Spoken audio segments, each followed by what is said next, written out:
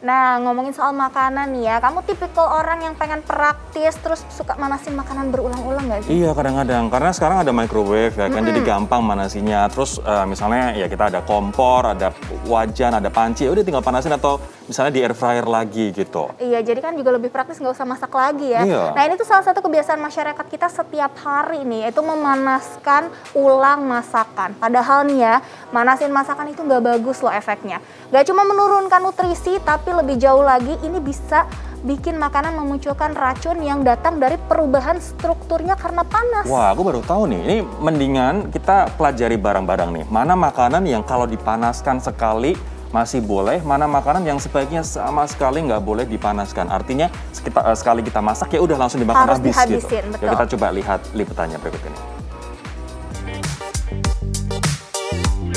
Oke, ya inliners nih, saya habis selesai memasak sayur nangka. Nah, sayur nangka ini penuh banget dengan santan kan, jadi sebenarnya nggak bisa diangetin lagi. Jadi saya habis masak ini nggak terlalu banyak, emang untuk langsung dihabiskan. Nah, inliners, tapi tahu nggak sih bahwa sebenarnya ada beberapa masakan selain santan yang sebenarnya nggak sehat kalau dipanasin lagi. Nah, mau tahu apa aja? Stay tune ya. Nah, di antara menu makan siang yang saya siapkan di rumah hari ini, kira-kira mana ya yang nggak boleh dipanaskan ulang? Nih, ada soto ayam, mushroom soup buat anggota keluarga yang vegetarian, perkedel kentang, telur rebus, dan sayur nangka. Bagusnya sih memang semua menu disajikan segar sesaat setelah dimasak. Jadi nggak perlu lah ya dipanaskan ulang sampai berkali-kali. Lagian efeknya jelek loh buat tubuh kita. Pertama nih, sayur bersantan yang harusnya habis dalam sekali penyajian. Karena kalau masakan bersantan dipanaskan berulang kali, lemak baik pada santan akan berubah jadi lemak jahat. Kadar kolesterolnya juga bakal naik, inliners. Next, kita juga tidak disarankan untuk memanaskan perkedel dan olahan kentang lainnya. Karena pemanasan berulang akan memunculkan racun yang berbahaya untuk pencernaan.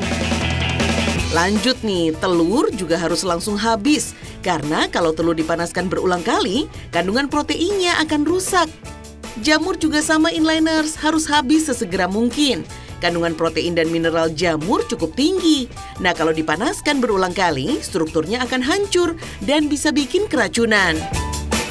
Nah, sedikit berbeda dengan daging ayam dan sapi yang masih boleh dipanaskan ulang, tapi nggak boleh lebih dari 1 kali ya. Nutrisinya jelas akan berkurang, terus tekstur dagingnya juga akan berubah keras.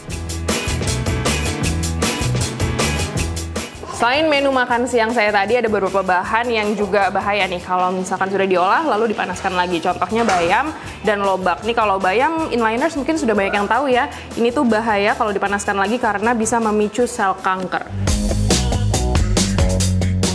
Jangan panaskan ulang sayur bayam dan lobak Anda, inliners. Bisa-bisa malah sakit kepala dan sulit konsentrasi.